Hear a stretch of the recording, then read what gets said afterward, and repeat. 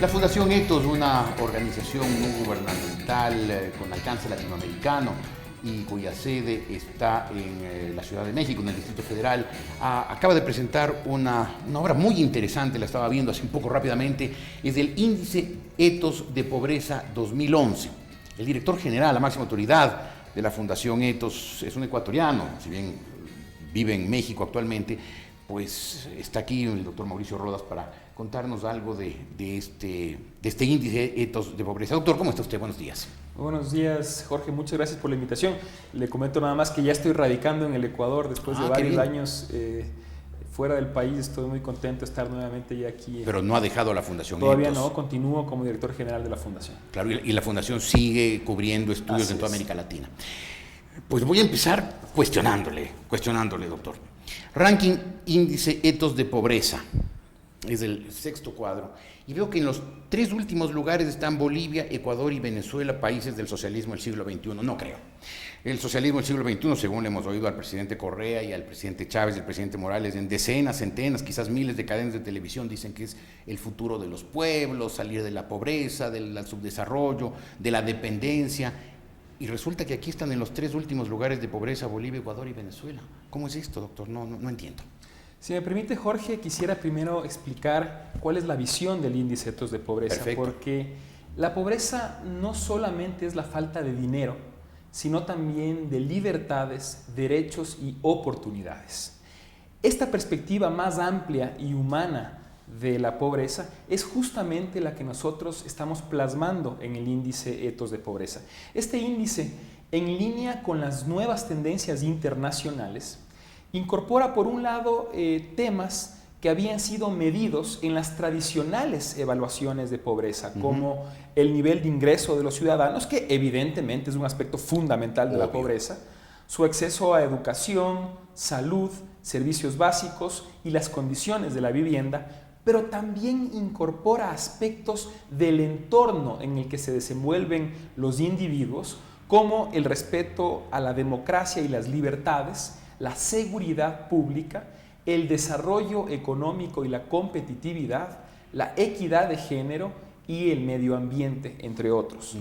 Y es justamente... Pero, perdóneme, ¿esa forma de medir la pobreza se la inventaron ustedes o qué? No, de hecho, como le mencionaba, va justamente en línea con las nuevas corrientes de pensamiento a nivel internacional. Diversos organismos internacionales, por ejemplo, como el PNUD, están ya... El Programa de las Naciones Unidas para el Desarrollo. Así es, están ya construyendo índices con este mismo enfoque, mismo que parte además de las ideas de personajes intelectuales tan importantes como Amartya Sen, el famoso Premio Nobel de Economía, que justamente plantea que la pobreza no se reduce a un aspecto netamente económico, sino realmente se refiere a la limitación de libertades, de derechos, de capacidades. Y atrás de Amartya Sen hay una gran escuela de pensadores que también están impulsando estas ideas. El presidente Correa ya les dirá limitaditos. Con esta medición resulta que Bolivia, Ecuador y Venezuela en ese orden último, penúltimo y antepenúltimo en los índices de pobreza en el área. Este índice evalúa la pobreza bajo esta perspectiva más amplia e integral en 8 países de América Latina y efectivamente Venezuela, Ecuador y Bolivia en ese orden son los 3 que se ubican a la cola de la tabla como los más pobres. Encima están en ese orden, digamos, ascendente, Perú, Colombia, México, Brasil, Chile. Así es, Chile es el país con el menor nivel de pobreza y sacándole una amplia ventaja a sus seguidores, por cierto. Ajá, así veo. Respecto a su inquietud, Jorge, la superación de la pobreza, si bien demanda una importante inversión en el sector social, no logra llegar al término de superación solamente con invertir en lo social. Es decir, invertir en lo social es fundamental, pero no suficiente para superar la pobreza. Yo reconozco que en países como Venezuela, Ecuador, Bolivia, ha habido un importante incremento en el presupuesto social, lo cual evidentemente es positivo, era necesario y yo creo que eso todos aplaudimos. Sin embargo, además de atender las necesidades básicas de los hogares, incrementando la cantidad y la calidad de los apoyos gubernamentales, es necesario también trabajar en aspectos de entorno como los que señalé anteriormente, pues solo en función de que en la sociedad existan condiciones adecuadas, las personas, aun cuando puedan tenerla, dejarán de necesitar la asistencia estatal y podrán desarrollarse por sí mismas, dejando de ser pobres y garantizando que sus hijos no lo sean en el futuro. Usted mencionó la palabra calidad cuando se refería a la inversión en lo social, con una cierta connotación que me pareció que usted lo decía irónicamente, como diciendo, se ha gastado mucho en lo social, pero no se ha gastado bien. Yo creo que es importante que se eleven los presupuestos sociales, pero que también se eleven la calidad de los servicios. ¿Y eso no ha ocurrido? En ese sentido, al menos yo no he visto suficiente información gubernamental que nos señale en qué ritmo se ha elevado el nivel de calidad de los servicios. Se nos dice mucho cuánto se ha incrementado el presupuesto en las áreas sociales, lo cual, como digo, es importante, pero también sería deseable saber hasta qué punto esos recursos se están traduciendo en mejores resultados, en un impacto mayor en beneficio de quienes más lo necesitan. Ahora, hace pocos días estuvo aquí el doctor Jaime Carrera, un experto en temas de política fiscal, y él decía que durante la larga noche neoliberal la pobreza descendió en el Ecuador mucho más de lo que ha ascendido en estos años del luminoso socialismo del siglo XXI. En todo caso, la tendencia es esa, está decreciendo la población pobre en estos países. Bueno, recordemos que la visión bajo la cual nosotros medimos la pobreza es más amplia, no solamente se reduce al nivel de ingresos. Por eso le preguntaba. La medición de pobreza a la que usted se refería es básicamente tomando en cuenta el nivel de ingresos, y si es que nos enfocamos en ella, en efecto, en los años de 2002 a 2006 el ritmo de reducción de la pobreza por ingresos en el Ecuador fue muy importante, y a partir de 2007 ese ritmo de superación de la pobreza por ingresos más bien ha ido bajando, es decir, cada vez ha sido menos acelerado. Sin embargo, o sea, en temas de lucha contra la pobreza, mejor le fue al Ecuador en la larga noche neoliberal que en los brillantes años de las manos limpias del socialismo. No. El parámetro de pobreza de ingresos, en efecto, muestra que en los años anteriores a 2007 el ritmo de superación de la pobreza fue más veloz. Ahora, bajo la perspectiva que nosotros estamos utilizando en este índice de datos de pobreza, es difícil hacer comparaciones con el pasado porque no se hicieron mediciones bajo esa misma perspectiva. Esta es la primera edición del índice de datos de pobreza, la vamos a actualizar cada 2 años y por supuesto ahí sí tendremos la oportunidad de comparar resultados y poder evaluar avances o retrocesos. Fíjese que uno de los hallazgos más interesantes de los resultados de este índice es que superar la pobreza no es un asunto ni de la izquierda ni de la derecha, sino del apego a criterios de gobierno responsable.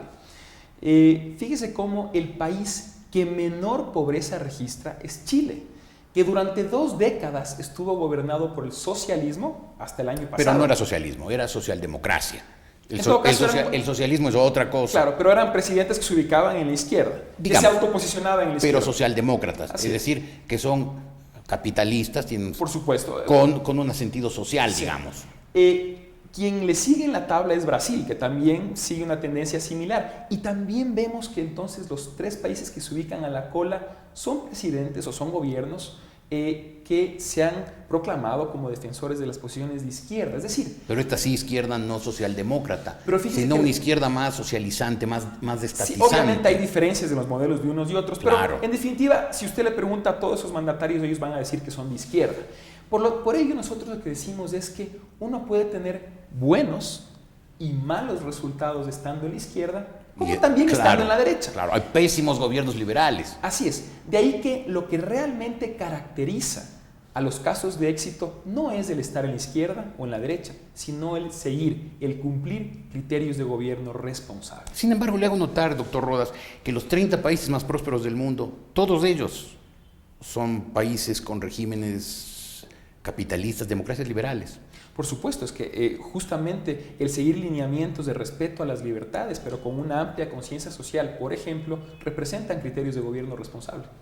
Sí, pero lo cual de alguna manera desmentiría eso de que no importa estar en la derecha o en la izquierda, en el socialismo o en el liberalismo, porque más bien los países socialistas estatistas, los países de socialismo de Estado, en el este de Europa, en el sudeste asiático, terminaron quebrando. El imperio soviético se desmoronó no solamente porque el sistema político y social era asfixiante, sino porque su economía socialista era ineficiente. Por supuesto. De hecho, ese tipo de criterios económicos, por ejemplo, se alejan de los lineamientos de responsabilidad. Nosotros, más que hablar de izquierda o derecha, que consideramos que son conceptos que realmente ya no aplican a la realidad contemporánea que vive el mundo. Por eso es que nosotros preferimos, en lugar de categorizar los gobiernos como de izquierda o derecha, más bien como apegados o no a los criterios de responsabilidad. Esa nos parece una categoría mucho más relevante, mucho más útil incluso para la ciudadanía. Y en ese sentido, estos países estudiados por la Fundación Ethos, ¿tendrían gobiernos responsables o no responsables? Bueno,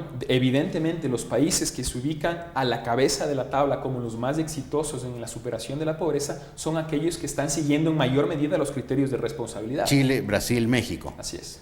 Y por lo tanto habría que llegar a la conclusión, le pregunto, no afirmo, le pregunto, ¿se podría decir que los actuales gobiernos de Venezuela, Ecuador y Bolivia no están cumpliendo los requisitos para llamarse gobiernos responsables? En muchos aspectos evidentemente no, hay otros en los que sí. Recordemos que el concepto de gobierno responsable no mide un todo o un nada, es decir, hasta el más responsable de los gobiernos tendrá cosas que no lo sean y viceversa. Por eso lo que el modelo de gobierno responsable hace es evaluar políticas públicas individuales. Nosotros con este estudio lo que pretendemos es aportar ideas, es enriquecer el debate, es plantear soluciones. No solamente para entender mejor la pobreza y sus mecanismos de medición, sino fundamentalmente para combatirla de manera más efectiva. Doctor Rodas, como siempre, es un gusto estar con usted y oír sus cifras.